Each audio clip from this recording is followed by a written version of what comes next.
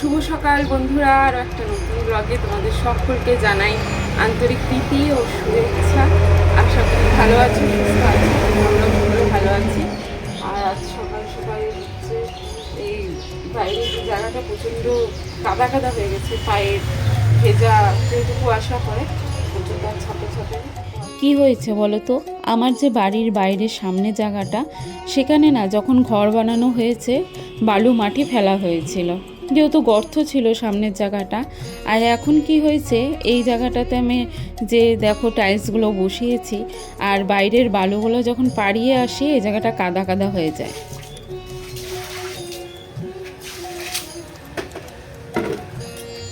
যে কোনো বাড়ির সামনের দিকটাই হয় আসল সৌন্দর্য, আর সামনের দিকটায় যদি কাদা দিয়ে ভর্তি থাকে, কেমন বালি বালি থাকে, আর দেখতে কিন্তু ভালো লাগে না, খুবই বিরক্তকর লাগে, বাজে লাগে দেখতে। তার কারণে আমি চেষ্টা করি সব সময় সামনের দিকটা যেন একটু সুন্দর পরিষ্কার থাকে। আর এই যে জলগুলো দিয়ে ধোয়াচ্ছি, সেই জলগুলোও কিন্তু সামনে যখন ওই বালি মাটির সাথে মিশে যাবে, ওটাও পায়ে পায়ে ভেতরেই চলে আসবে। তার কারণে পরিষ্কার আর থাকে না, আমার ভীষণই বাজে লাগে। আমি চাই সব সময় যেন সামনেটা একদম পরিষ্কার চকচকা ঝকঝকা থাকে। আর এই জায়গাটা দেখো পরে ঝাড়ু দিয়ে কাচিয়ে দিচ্ছি, কারণ একটু একটু যে জলটা জমে থাকবে সেটা শুকাবে না। গরমকাল হলে হয়তো শুকিয়ে যেত, এখন শীতকাল যে, তার কারণে একদম শুকোতে চায় না। দেখো কত সুন্দর করে মুছে নিয়েছি, তারপরে আবার জল ঢেলে ঝাড় দিয়ে নিয়েছি।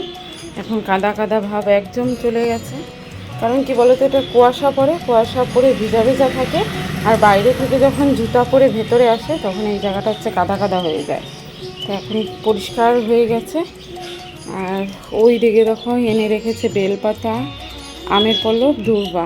আজকে বৃহস্পতিবার, আমি পুজো দেবো। এখনও আমি রান্নাঘরে যাইনি, কেবলমাত্র ঘর ছাদ দেওয়া হলো। আর এই যে বাইরে উঠানটা দেখছো পরিষ্কার করা হলো, সবটাই দেখালাম। এখন যাব রান্নাঘরে। আর 11টার থেকে বাবাইয়ের পড়া আছে, আর গুড়িয়া যেহেতু স্কুলে যাবে, আর তার জন্যই তো খাওয়াটা একটু তাড়াতাড়ি করতে হবে। এখন টিফিনের চাপটা নেই, কারণ হচ্ছে 1টার সময় ছুটি হচ্ছে, টিফিন দিচ্ছে না। তবে বাচ্চা মানুষ তো, তাও টিফিন নিয়ে যেতে চায়। ওই প্যাকেট কালকে যেরকম মটর ভাজা নিয়ে গেছিলাম, মানে জাস্ট সবাই খাবে, দেখবে, একটু মুখটা নড়বে, এটাই। এখানে বসলাম, ভাবলাম কিছু শেয়ার করি। ওই যে জামা কাপড়গুলো দেখতে পাচ্ছ, এখনও কাঁচা হয়নি, কারণ আকাশের অবস্থা এই কদিন যা ছিল, তোমরা হয়তো খবরে দেখছো জলপাইগুড়ির অবস্থা কী পরিমাণে ঠান্ডা পড়েছে। আর এদিকে বিছানাটা মোটামুটি পরিষ্কার আছে আজকে। আর যেহেতু গুড়িয়ার পড়াটা ঠিকভাবে শুরু হয়ে গেছে, স্কুলেও পড়াশোনা হচ্ছে, আর তার কারণে খেলার একদমই টাইম পাচ্ছে না, আর ঘরটা অগোছালো কম হচ্ছে। ও যদি খেলা নিয়ে বসে, খেলনা, জামা কাপড়, ঠামা কাপড়, কত কিছু নিয়ে বসে, বালিশ টালিশ, তাহলে ঘর অগোছালো হয়ে যায়। ও টাইম পাচ্ছে না, তাই যেরকম থাকে সেরকমই আছে। আর সকাল থেকে যখন ঘুম থেকে উঠি ভাবি খুব সুন্দর করে তোমাদের ব্লগ দেব, আর যত আস্তে আস্তে বেলা যায় তত কাজের পরিমাণ বাড়ে, তত আমি ব্লগ করা একদম ভুলে যাই, আর ইচ্ছেই করে না। মনে হচ্ছে ফটাফট কাজ করি। আর ক্যামেরা লাগিয়ে কাজ করা আর বিনা ক্যামেরায় কাজ করা অনেকটা তফাৎ, তোমরা যারা ব্লগ করো তারা অবশ্যই জানো। তাই সব ভুলে যাই, মনে হয় ফটাফট করি, ফটাফট হয়ে যাবে। যে ঠান্ডা, মনে হয় একটু যদি শুয়ে থাকতে পারতাম, এমনটা মনে হয়, জানো তো। চলো বক বক করবো না, আজকে বৃহস্পতিবার, পুজো দিতে হবে। আর তার কারণে এমনি রান্নাবাড়ি, ঘর গোছানো, ঘর মোছা সবই করতে হবে, কাপড় কাচা। আজকে মনে হচ্ছে একটু রোদ উঠবে, কালকে শেষবেলায় রোদ উঠেছিল, কিন্তু কোনো লাভ দেয়নি, কারণ আমার কাছাকাছি তখন করার মতন অবস্থায় ছিলাম না। ঠিক আছে, আগের থেকে যদি কাচতাম তাও হতো। তাই আজকে যদি রোদ উঠে ফটাফট আগে কাছাকাছিটা করবো। চলো দেখতে থাকো কী করি আজকে সারাদিন। ভেবেছিলাম সকাল সকাল সেদ্ধ ভাত দেব, ঘি দিয়ে মেখে বা বাটার দিয়ে মেখে ডিম সিদ্ধ দিয়ে খাইয়ে দেব।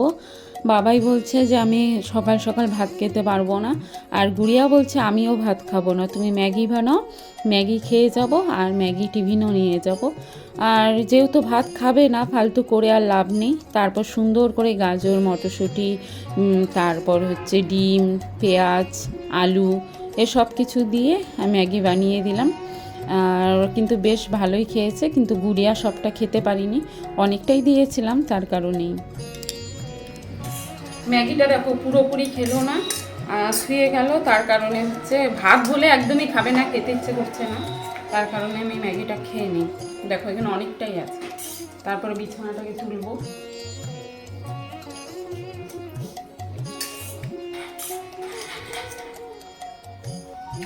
খেতে বেশ ভালো হয়েছে, মটরশুঁটি, গাজর, তারপর হচ্ছে ডিম, তারপর হচ্ছে ফুলকপি, পেঁয়াজ এসব দিয়ে বানিয়েছি।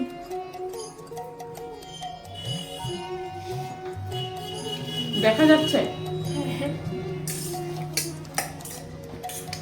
সামনের দিকে ক্যামেরাটা ঘোলা, তো পেছন দিক দিয়ে তুলছি, তার কারণে আমি তো বুঝতে পারছি না।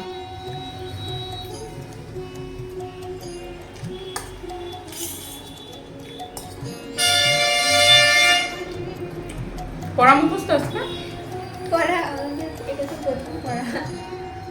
পড়া এখনো দেয় নাই, আজকের থেকে শুরু। এই মানে আজকের থেকে সায়েন্স পড়া শুরু। এমনি অঙ্ক, বাংলা এগুলো তো হয়ে গেছে। ইংলিশ পড়া এখনো শুরু হয়নি, ওটা বুধবার না? বুধবার থেকে শুরু হবে। বুধবার না, রবিবার। রবিবার, শনিবার শনিবার শনিবার শনিবার আর কি বার? শনিবার আর বুধবার। তাহলে পরশু দিন শনিবার। শুক্রবারটা একদম ফাঁকা চলে যাচ্ছে। আগের বারও তাই, শুক্রবার আমি গঙ্গন স্যারকে বলছি, স্যার জিওগ্রাফিটা শুক্রবার হুম, বিকালে হুম। নিবা। ওরাও বলছে হ্যাঁ স্যার বিকালে নিবা, আমাদের তো সন্ধ্যায় নাচ থাকে। হুম। শুক্রবারটা একদম ফাঁকা হয়ে যায় না, কেমন লাগে। রোজ দিন দিকে যেটা একদিন পুরাটা আমাদের টিচার করতে করতে 5টা টিচার 7টার থেকে। আমার মতে একদিন গ্যাপ দেওয়াই ভালো, ওই শুক্রবার দিনটা কোথাও যাওয়া যায়, ছুটি থাকবে, নাহলে তো একটা পড়া বাদ যাবে।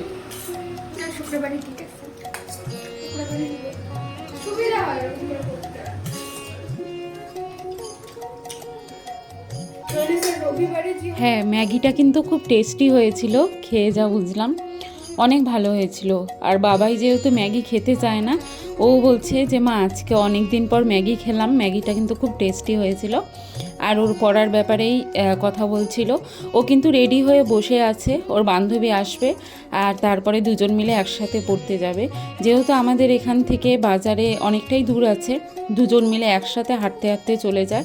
আর এখন যেহেতু 9-এ উঠলো, ক্লাস 9-এ প্রত্যেকটা টিচার কিন্তু আলাদা দিতে হয়, মানে প্রত্যেকটা সাবজেক্টের উপর আলাদা আলাদা টিচার, তাই এত টাকা টিউশনিতে লাগবে, তারপর আবার টোটো ভাড়া, মানে সাধ্যের বাইরে চলে যাচ্ছে। তার কারণে ও বলছে যে মা আমরা যেহেতু বান্ধবীরা একসাথেই যাব, আমরা হেঁটে হেঁটেই যেতে পারবো, হেঁটেই যাব হেঁটেই আসবো।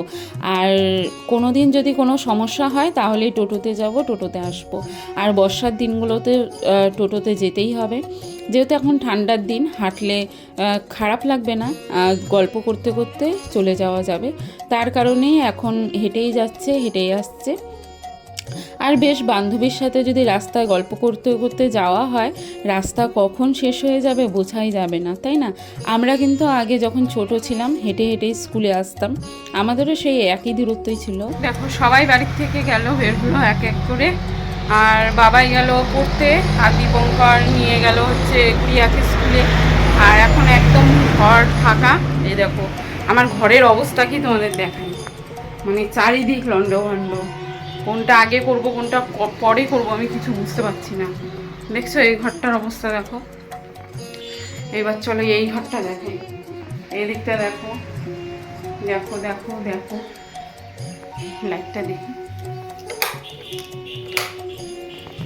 দেখো এই ঘরটার অবস্থা দেখো, মানে কি যে অবস্থা ঘর দুয়ারে, যেহেতু রোদ উঠেনি কদিন, মানে ঘর দুয়ারের। এই যে এই ঘরটা দেখো, এখন এই বিছানা তোলা হয়নি, এদিকে দেখো জামা কাপড় ঝুলছে, সব মেলবো ভেজা, আর ঘর দুয়ার পরিষ্কার করবো। রান্নাঘর দেখো,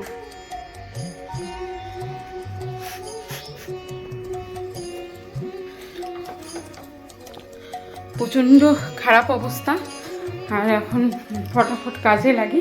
আবার আজকে পুজো দেওয়া আছে, তাই একটু তাড়াহুড়ো আছে। রান্নাবাড়ি করব, গোটা ঘর, এই 3টা ঘর গোছাবো, রান্নাঘর পরিষ্কার করব, এখনও বাসন মাজিনি। তা কোনটা আগে করব কোনটা পরে করব কিছু বুঝতে পারছি না। ভাবছি আগে জামা কাপড় কাচি, কারণ রোদ চলে যাবে। চলো দেখতে থাকো। হ্যাঁ, জানি ঘুম থেকে উঠে আগে বিছানাটাকে তুলতে হয়, আর যেহেতু আমি ঘুম থেকে আগে উঠে আমার কাজকর্ম শুরু করে দেই, আর আস্তে আস্তে ওরা উঠে। এখন যেহেতু বাবাইয়ের পড়া থাকে সকালে, ও উঠে যায়। আর আগে কি হতো, গুড়িয়া আগে উঠতো, বাবাই উঠতো না, বাবাই পরে উঠতো, সেই বিছানাটা পড়েই থাকতো। আর এখন বাবাই উঠে যায় আর গুড়িয়া উঠতে যায় না। আর গুড়িয়াকে বলেছি যে ঘুম থেকে উঠে পড়তে বসতে, তার কারণে আরোই উঠতে চায় না, যে শুয়ে থাকবো, একবারে উঠে ব্রাশ করব, বাথরুমে যা করার করব, তারপর খাবো দাবো, স্কুলে চলে যাব। আর স্নান তো করাচ্ছি না, যেই ঠান্ডা পড়েছে আমাদের এখানে, আর ওর যেহেতু ঠান্ডার সমস্যা, তার কারণে স্নান করাই না। ওই হাত মুখ পায়ে ধোয় এতটুকুই, আর একটু মাথা ধোয়। আর রোজ রোজ কিন্তু স্নান করাই না, হঠাৎ একদিন স্নান করে, সপ্তাহে 3 দিন হয়তো এরকম। আর বেশি স্নান করানোই যাবে না ওকে। যদি এই ঠান্ডার মধ্যে স্নান করানো হয় তাহলে মানে আমাকে হাসপাতাল দৌড়াতে হবে, কারণ ছোটোবেলার থেকে অভ্যস্ত, তো ছোটোবেলার থেকে দেখে আসছি কিভাবে ও ভালো থাকবে আর কিভাবে ভালো থাকবে না। তা আমার দেখতে দেখতে অভ্যাস হয়ে গেছে, তা সেইভাবেই চলি এখন। আর যেহেতু ছোটোবেলায় এটা বুঝতাম না, তার কারণে অনেক সমস্যায় পড়তে হতো, আর বেশিরভাগ টাইমে হাসপাতালে দৌড়াতে হতো। আর এদিকে দেখো আমার বিছানা গুছানো কমপ্লিট হয়ে গেল তোমাদের সাথে গল্প করতে করতে। এখন ড্রেসিং টেবিলটা একটু গুছিয়ে নিচ্ছি। এটা কিন্তু রোজকার কাজ, রোজ গুছিয়ে রাখবো, রোজ আবার যেমনটা তেমনই হয়ে যাবে। আবার ভেবো না আজকে গুছালাম সব ঠিক থাকবে, আজকেই লণ্ডভণ্ড হয়ে যাবে। তারপরে এই টেবিলটার মধ্যে দেখো কত কিছু আনা আছে, এগুলো সব আস্তে আস্তে নিয়ে যাব, গুছিয়ে রাখবো। আমার মোটামুটি সব করা হয়ে গেল, বিছানা তোলা হয়ে গেল, ড্রেসিং টেবিলটা পরিষ্কার করলাম, আর এই জায়গাটা একটু পরিষ্কার করলাম। এখন ওই চেয়ারের মধ্যে প্রচুর প্রচুর ঢিপ আছে, জামা কাপড়ের নোংরা, আর ওইদিকেও আছে, তোমাদের তো দেখিয়েছি। তাই এত তো একবারে কাচা সম্ভব না, তাই চেয়ারের মধ্যে বাছবো যেগুলো আজকে কাচা যায়। আমি এখন চুবিয়ে দিব, চুবিয়ে দিয়ে ওই ঘরটা পরিষ্কার করব, ওই ঘরটা পরিষ্কার করব, তারপর রান্নাঘরে রান্নার কাজে লাগবো, রান্না হয়ে গেলে পুজো দেবো।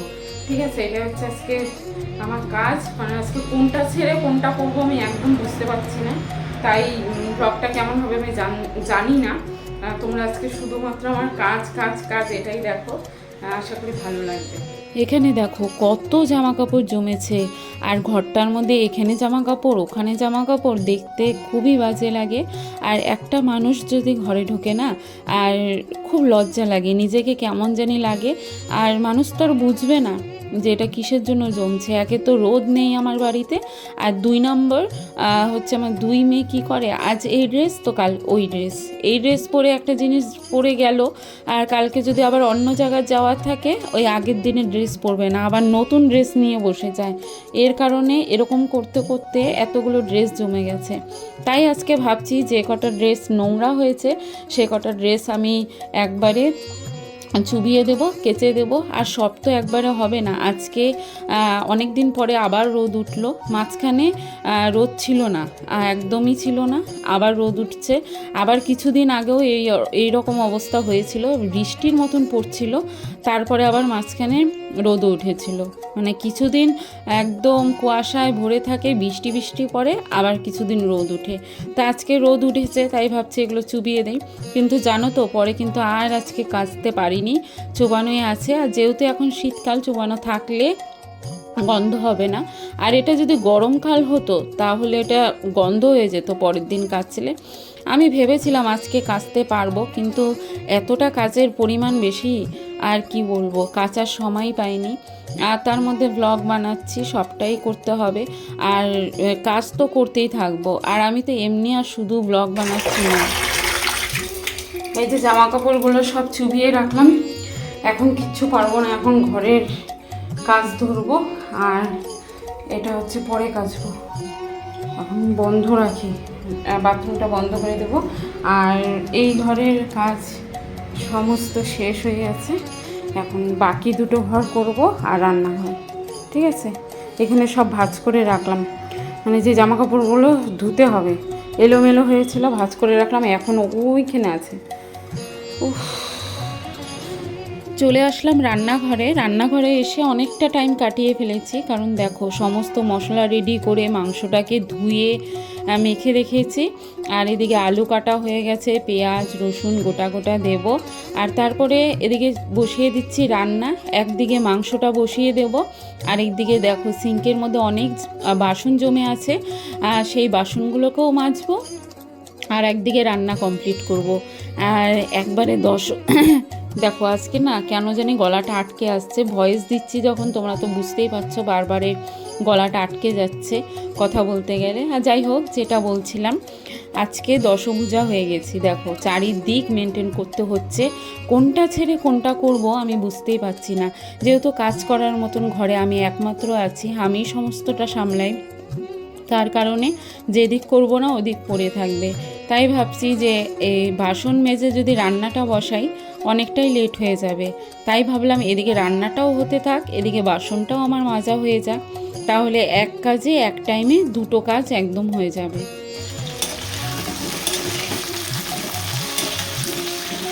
এখানে বসিয়ে দিলাম ভাত, আর এখানে হচ্ছে মাংস, দেখতে পাচ্ছি গোটা গোটা পেঁয়াজ গোটা রসুন দিয়েছি, ভালো লাগে খেতে।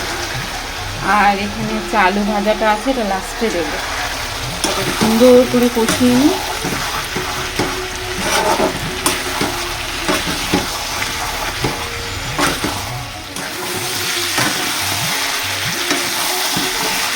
এখানে দেখো তেল ছেড়ে দিয়েছে, আর মাংসটা খুব সুন্দর করে কিন্তু কষানো হয়ে গেছে।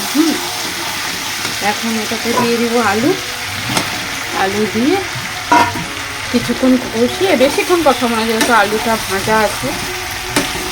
এই যে এই জলটা, যে মশলা ধোয়া জলটা, এটা একটু গরম করব, গরম করে এটাকে দিয়ে দেবো। ভাত এখনো কোনো খবরই নেই,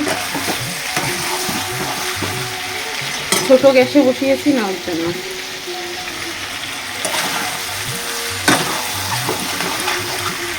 কিছুক্ষণ নেড়ে চেড়ে তারপর একটু সামান্য জল দিয়ে ঢেকে রাখবো, তারপর শেষে দেবো একটু গরম মশলা।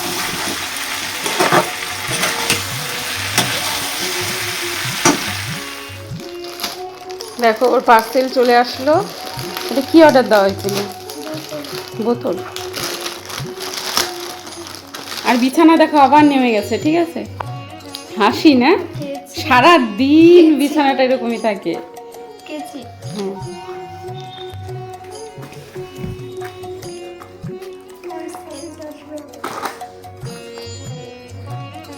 বললাম এই ফ্লাস্কগুলো টিকে না, এটাই নিবে। এই যে দেখো নতুন, হ্যাঁ এই যে দেখো মুখ ভাঙা হয়ে গেছে, আর এটা ব্যবহার আর করাও যাবে না।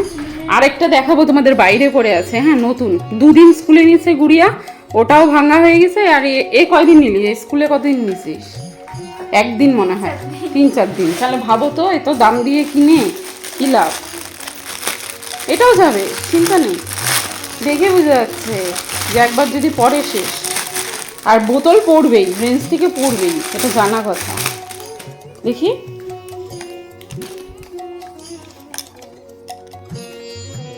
না, ফাটারও আছে হালকা, তো যেটা ভারী ওই যে হার্ট থাকে ওটাই ফাটে, আবার ফাটতেও পারে। সব থেকে ভালো ওই যে নিচে যে বোতলগুলো দেখছো ওটা। দেখি ঝোলের কি খবর। হ্যাঁ দেখো ঝোল ফুটছে, আলুটা সেদ্ধ হয়েছে নাকি দেখি, এখনো মানে সেদ্ধ হওয়া একটু বাকি আছে, একটু শক্ত শক্ত আছে। ঢেকে দেব, লাস্টে বন্ধ করার আগে গরম মশলা দেব। আর ভাতের খবর কি, ফেনা চলে আসবে এখনই। এটা আমি আরেকটু ঢেকে রাখবো। হ্যাঁ আর একটু ঢেকে লাস্টে গরম মশলা দেব। আর দীপঙ্কর বলে মাংস খাবে না, ও ডাল দিয়ে খাবে, বলছে ডিমের অমলেট আর ফুলকপি আলু ভাজা করতে। এখন এটা হয়ে গেলে এখন ফুলকপি আলুটা কাটবো, তারপর এটা থাক ঢাকা, আমি ফুলকপি আলুটা কাটি।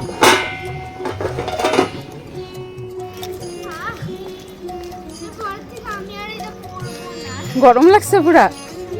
তাহলে গলার মধ্যে এরকম করে যায়, এরকম করলে গলার মধ্যে এই ধরে না, এগুলোর ভিতরে স্নেক থাকতে পারে, রাত হয়েছে না। চলো চলো চলো, হেই দুষ্টুমি করে না। সাইডে বেরিয়ে আসছে।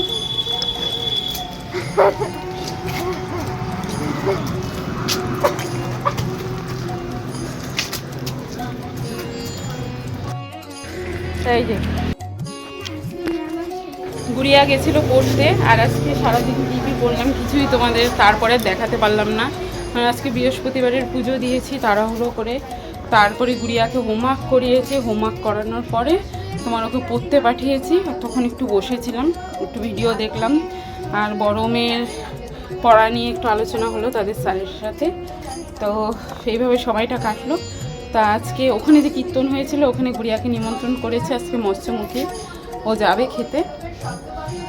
কয়েকটা বাচ্চাকে নিমন্ত্রণ করেছে, বড়রাও আছে, আর আমাদের বাড়িতে গুড়িয়াকে বলেছে। তা আজকে ও যাবে। কি দেখাবে তোমাদের? চোখ না, হ্যাঁ এরকম ঘোরেও। আমাদের মন্দিরটা একটু দেখাই।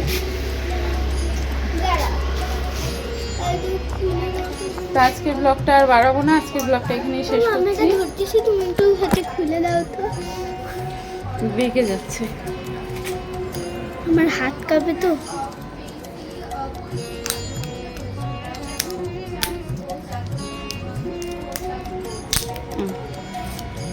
বার এটা করো। দেখাও। ইস চোখের মতো রে, দেখা